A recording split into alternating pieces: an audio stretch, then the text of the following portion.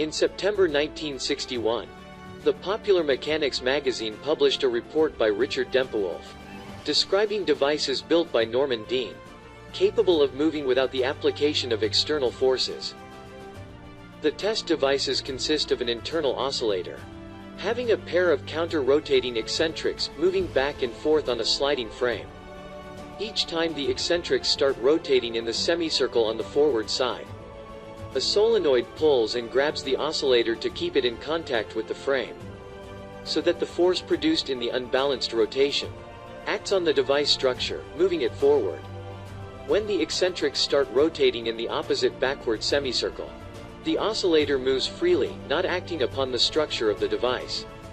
The process occurs in high frequencies, and motion is obtained as a result of the repetition of impulses in the forward direction. With the experiments carried out, the concept proved effective in producing motion without the application of external forces. However, neither Dean nor anyone else was able to explain how the unbalanced rotation of the eccentrics results in the motion of the device, and even worse, define the nature of the force produced, as well as how the motion obeys Newton's third law. The main part of the device is an oscillator. A pair of eccentrics counter-rotate, driven by an electric motor. The back and forth displacements from the equilibrium position result directly from the unbalanced rotation of the rotating eccentric. This is referred as a forced oscillation.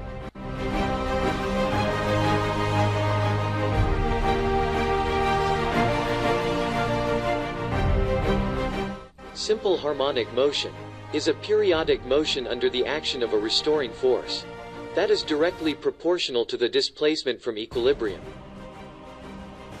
In the case of a core element not driven by a motor, to move the oscillator it is needed the application of an external driving force.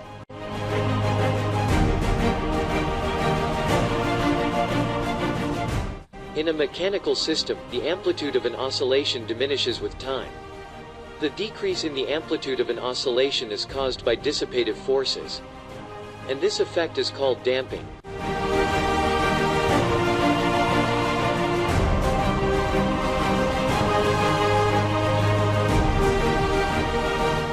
An oscillation that is maintained by a driving force is called forced oscillation. In the forced oscillation, the amplitude can be maintained constant by the action of a driving force, with the lost mechanical energy being replaced in each cycle. The periodic motion of the oscillator, driven by a motor, is a forced oscillation. The periodic force causing the oscillation has magnitude F equals sine omega t. But what type of force is this that results from the unbalanced rotations of the eccentrics and cause the oscillation? The internal force that causes the periodic motion of the oscillator is said to be the centrifugal force, produced by the unbalanced rotation of the pair of counter-rotating eccentrics. Since the centrifugal force is fictitious, that is, does not exist, the use of this current method of explanation makes the motion resulting from the unbalanced rotation unexplainable with Newton's third law.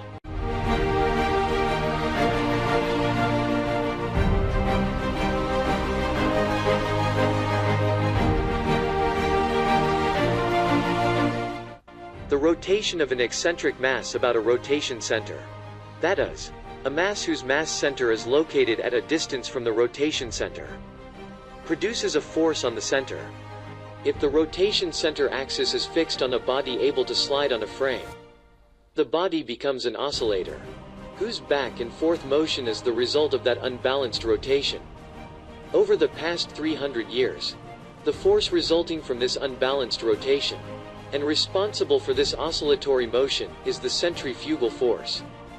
Since this is the standard explanation in the study of oscillations, there remains a contradiction between the fact that the centrifugal force, being considered an inertial fictitious self-force, could produce the periodic motion of the oscillator. One way to start solving this contradiction is to eliminate the concept of centrifugal force. If we look more carefully, the rotating eccentrics, their mass centers, in any moment, manifest the tendency to move in a straight line. Tangent to the circle they move about the rotation center.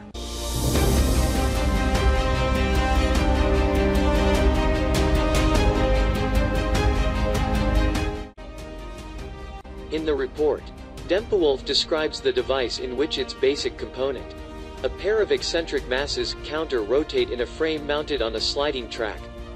Spun by a motor, the eccentrics cause the frame to slide back and forth in the track.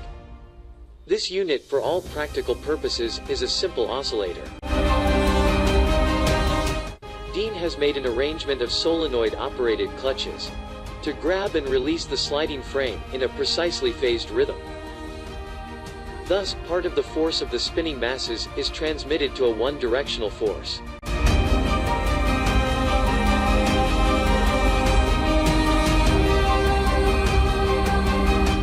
Just why and how Dean's space drive system works gets complicated fast. But, in simple terms, by use of his oscillating mechanism, he has managed to polarize centrifugal force in two alternate horizontal directions.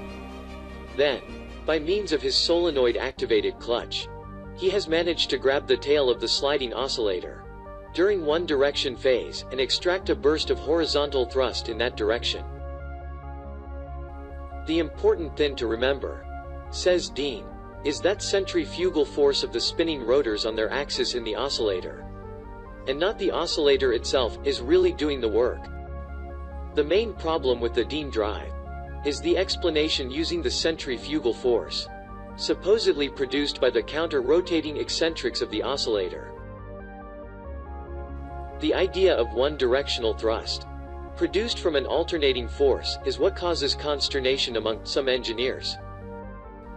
Action and reaction, they point out, are equal and in opposite directions, according to Newton. Even after 300 years, nobody knows how to explain the motion resulting from the unbalanced rotation, in conformity with the third law of motion. The centrifugal force concept is still used in textbooks, due to its mathematical expression, to describe the oscillations caused by a pair of equal and synchronized rotating eccentrics that compose the oscillator.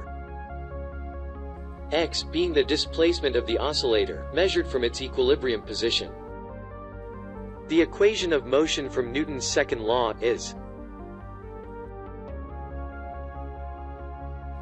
the oscillatory motion being caused by the unbalanced rotation of the eccentrics. The equation of motion can be written. The term m r omega squared is defined as the magnitude of the centrifugal force produced by the unbalanced rotation of the pair of counter-rotating eccentrics. Being a fictitious self-force concept, the centrifugal force is incompatible with Newton's third law, rendering the motion resulting from the unbalanced rotation unexplainable. When the eccentrics start rotating in the 180 degrees forward, the oscillator is pulled and grabbed by the solenoid, and kept in contact with the structure of the system. A forward direction force, resulting from the unbalanced rotation, acts upon the system.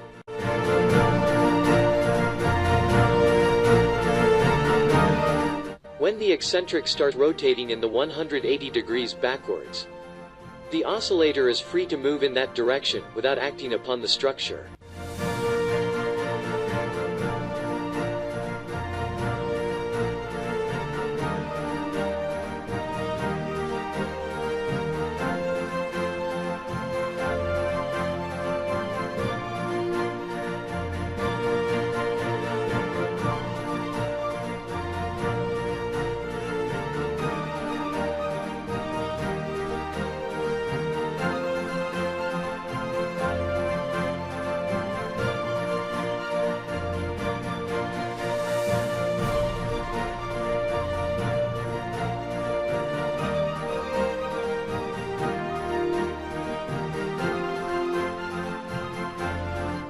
In the currently used centrifugal force argument, the unbalanced rotation of the eccentrics produces a pair of centrifugal forces, moving the system forward. This explanation is, however, incompatible with Newton's third law, as described in other videos of this series. To overcome this erroneous argument, currently established, the motion resulting from the unbalanced rotation is described in conformity with the laws of motion using a new approach. The mass centers of the eccentrics tend to move in a straight path, pulling the system forward, but the mass of the system resists inertially and pull their paths backwards, causing its incurvation action. Simultaneously, the mass centers of the eccentrics resist to this incurvation of their paths and causes the forward motion of the system reaction, in complete accordance with Newton's third law.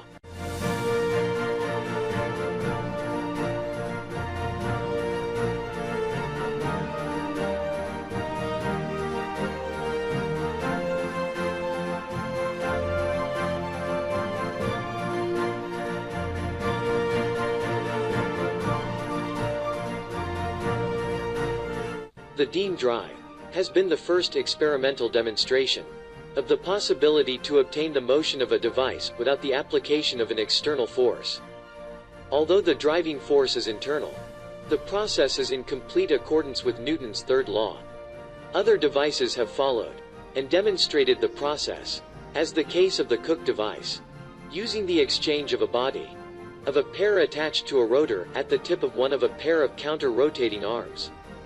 When the two bodies are attached to the rotor, the rotation of 180 degrees on the forward side, the system is unbalanced and moves forward. In the end of this rotation, one of the bodies is transferred to the counter-rotating arm, and, in the rotation of the opposite 180 degrees, the system is balanced, avoiding a backward recoil.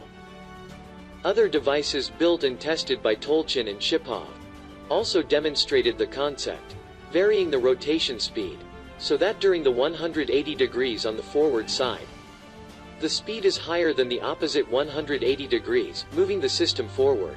Therefore, the possibility of a device to move without an external applied force has been experimentally demonstrated by these four devices.